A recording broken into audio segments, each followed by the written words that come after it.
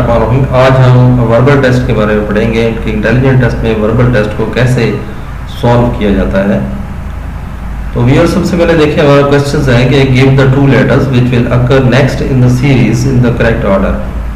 तो व्यूअर्स आपने देखा होगा कि ए के बाद हमारा देखें ए फर्स्ट लेटर है तो एक दफ़ा लिखा है, बी सेकंड अल्फ़ाबेट है तो दो दफ़ा लिखा है, सी थर्ड अल्फ़ाबेट है तो तीन दफ़ा लिखा है और डी फोर्थ हमारा अल्फ़ाबेट है तो जाहिर है हमारे पास 4 दफ़ा लिखा होना चाहिए। तो इट मीन्स कि यहाँ पे एक चीज़ मिसिंग है हमारे पास, ठीक है, और वो है हमारे पास एक तो देखें यहाँ पे डी मिसिंग है, ठीक है। उसके अलावा हर अल्फ़ाबेट के बाद हमारी देखें ये ब्रेक है जी के साथ, ठीक है। तो इसका मतलब है यहाँ पे भी एक जी आएगा, ठीक है। तो ये इसका करेक्ट आंसर है। वहाँ पे करेक्ट आंसर दिए होते हैं जब भी आप किसी भी टेस्ट पे बैठते हैं, तो ये जस्ट आपकी कॉग्निटिव स्किल्स को इम्प्रूव करना है ताकि आपको खुद ही बताओ कि आंसर क्या है। व्यूअर्स आगे देखिए नेक्स्ट क्वेश्चन है which choice gives the last letter of the desired word. और एच एस से आपने देखा कि एस आई टी बना, तो हमें ये देखना है कि कैसे बना, यानी आर से एस कैसे बना। तो आपको पता है कि अल्फ़ाबेट की अगर हम अल्फ़ाबेट को पढ़ें तो आर के बाद एस आता है, एच के बाद आई आता है, ठीक है, और एस के बाद डी आता है। तो यानी कंटिन्यूसली आपके अल्फ़ाबेट चल रहे हैं। तो हमने क्योंकि लास्ट लेटर को देख रहे हैं तो इन लेटर्स को देखने की जरूरत नहीं है, हमें सिर्फ इसको देखना है कि जे के साथ आगे क्या आता है, जे के बाद हमेशा के आता है, ठीक है। तो इसलिए यही हमारा जवाब होगा। जो भी कोड बनेगा तो उसका आखिरी जो लेटर होगा वो के होगा।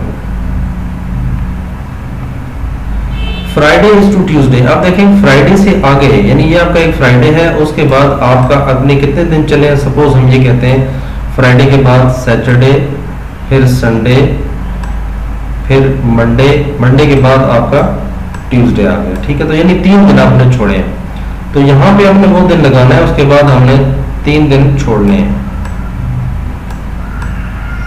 और फिर आपका देखें फ्राइडे।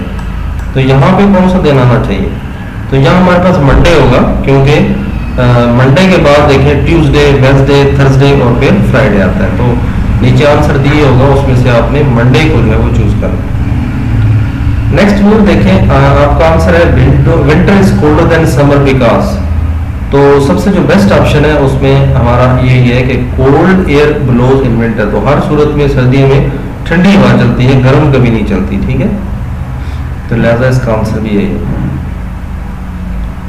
नेक्स्ट हमारे पास देखें in provision store prices are marked in code. Coding में प्राइसेस ऐसे हुई हैं कि 1 का 1350 का मतलब है 1 AC ओब्लिक EJ। अब आपने ये चीज देखें कि कोडिंग हुई किस तरह है। अब देखें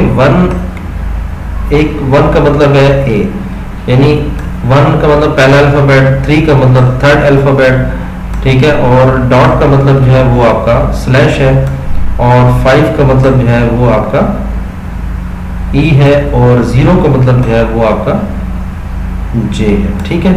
तो ये इस तरह कोडिंग ये भी हुई है 9.25 के बाद आई ओब्लिक बी। तो हमने 420 और 4.20 और 8.35 की हमने कोडिंग करनी है। तो 4 देखें यहाँ पे हमारे पास 4th अल्फाबेट डी है, डॉट के जो हमें स्लैश लगाएंगे, 2 का मतलब है बी, ठीक है, और 0 जो है वो जे है, ठीक है। तो एक कोड ये होगा। इसी तरह 8.35 का भी कोड जो है वो एच ओब्लिक CE बनेगा और ये आपका करेक्ट आंसर होगा, ठीक है। नेक्स्ट वो देखें कि हर सवाल के आगे एक लफ्ज दिया हुआ है, जैसे मीक, तो इसे कहते हैं कमजोर। अब इसका जो अपोजिट वर्ड है, क्योंकि आपने देखा होगा कि give the serial number of the word in each row which is opposite to the meaning of the last word in bracket. तो इसका होता है मजबूत, तो इसका स्ट्रॉन्ग जो है वो बेस्ट ऑप्शन है। बी में आप देखें तो ओब्लाइगेटरी। ओब्लाइगेटरी किसे कहते हैं, जो बिल्कुल आप चीज़ पे फर्ज हो, ठीक है, और आपने करनी हो। और दूसरी एक वो चीज़ होती है जो आपको ज़बरदस्ती कराई जाए, ठीक है, तो वो आपकी बाइंडिंग होगी।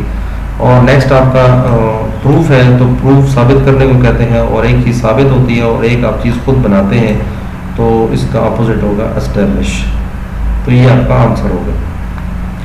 नेक्स्ट वो देखेंगे भी एक सीरीज चल रही है अल्फाबेट में, और वो कहते हैं कि which choice gives the 2 letters which will come next in the series in the correct order। तो आप देखें कि A B दो लेटर लिखे, हमने एक लेटर को छोड़ा, उस जगह पे हमने एक्स लिख दिया, फिर दो लेटर लिखे, फिर जो लफ्ज छोड़ा उसकी जगह एक्स लिख दिया, फिर दो लफ्ज लिखे और जो लफ्ज छोड़ा हमने एक्स लिख दिया, फिर ये और एक लफ्ज यहाँ पे लिखेंगे, यानी A B C D F G H I J और यहाँ पे आपका के आना चाहिए। तो ये दो लफ्ज बन जाएंगे और उसके बाद हमने एक्स को छोड़ना है, तो हमारे पास एक्स लगेगा यहाँ पे, ठीक है। तो ये हमारे पास के और एक्स जो है वो आपका आंसर होगा। नेक्स्ट व्यू देखेंगे आपके पास, which choice give the last letter of the desert word in the following, this end यानी E Q N F means C O L D. अब यहाँ पे हम पहले सीधे अल्फाबेट चलते थे, लेकिन अब ई का मतलब है सी, तो आपने ये देखना है कि सी से पीछे हमने कोड, दो कोड पीछे चल रहे हैं, सी डी ई। इसी तरह अब ओ के बाद देखें पी को छोड़ा और क्यू, और एल के बाद एम को छोड़ा और एन, और डी के बाद हमने क्या छोड़ा, ई के बाद एफ, ठीक है। इसका मतलब है कि अब हमने तो इसका कोड बनाना है पूरा, लेकिन इंटेलिजेंस आपको यही कहती है कि आपकी इंटेलिजेंस यही है कि आपने, अगर उन्होंने लास्ट लेटर पूछा तो आप सिर्फ लास्ट लेटर को छेड़े। तो आर से पीछे आपने देखना है आर एस और टी, ठीक है। और यहाँ पे देखें टी ऑप्शन किधर है, तो वो आपका टी ऑप्शन ये है, ठीक है। सॉरी आर हमने रिवर्स चलना है, तो पी क्यू आर, सॉरी, ठीक है। तो ये हम ये नहीं होगा, ठीक है। तो हमने क्योंकि रिवर्स चलना है तो हमने आर के पीछे कोड क्या है, ठीक है। तो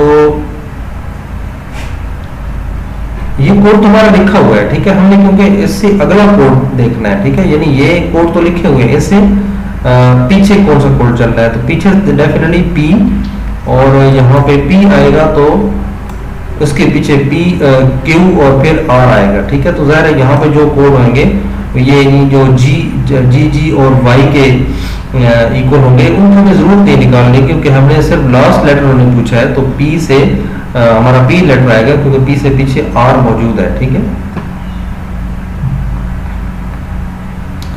trace the number of pair which is odd from other pair in the following, frame and photo. अगर हम देखें तो फ्रेम में हमेशा फोटो ही होता है, पेंसिल में हमेशा लेड होती है, पेन में हमेशा इंक होता है, लेकिन पोस्टमैन के पास लेटर जो है जो जरूरी नहीं है, पोस्टमैन के पास लेटर नहीं भी हो सकते, ठीक है। तो ये थोड़ा हमारे पास ऑड है, इसको हम कहेंगे ऑड, ठीक है। ये आपका आंसर होगा। People read news paper because, अब सबसे जो बेस्ट ऑप्शन है, आप ये देखें कि they wish to pass their leisure time care usefully. तो फारिग वक्त तो जरूरी है कि हर बंदा अखबार पढ़े।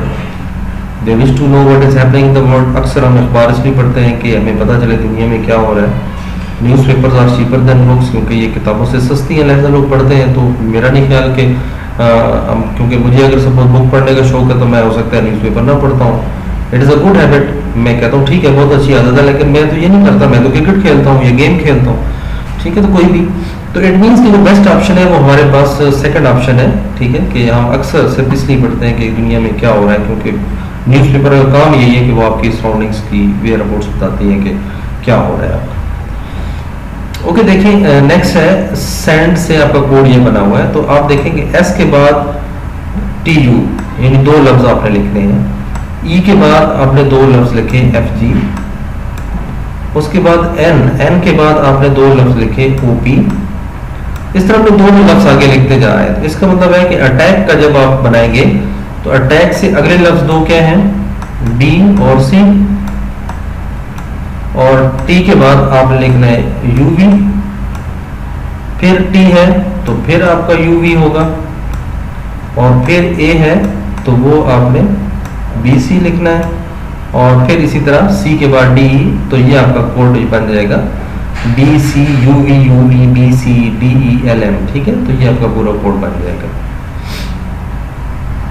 Give the word that will suffix all the following letter groups. Suffix कहते हैं बाद में हम जो लफ्ज लगाते हैं, ठीक है। तो हमने ऐसा लफ्ज आगे पेयर लिखना है या कोई भी लफ्ज लिखना है और वो सबके साथ लिखना है, तो उसके साथ हम लिखेंगे तो एक नया लफ्ज बन जाएगा, ठीक है। तो हम इन एन के साथ, एस एम के साथ, एच के साथ, सी एल के साथ कौन सा ऐसा वर्ड लिखें कि तमाम के साथ अगर वो लगे तो एक नया लफ्ज बन जाता है। तो वो हमारे पास ईयर है, तो ईयर आप सबके साथ लगाएं तो एक नया वर्ड बनता है, नियर, स्मियर, हियर, क्लियर। तो ये तमाम इंग्लिश के वर्ड हैं, ठीक है। तो ये ऑप्शंस में मौजूद होंगे, आप इनमें से चॉइस कर सकते हैं, ठीक है। तो सिर्फ ये पता हो कि आपका लफ्ज बनता है कि नहीं बनता, ठीक है।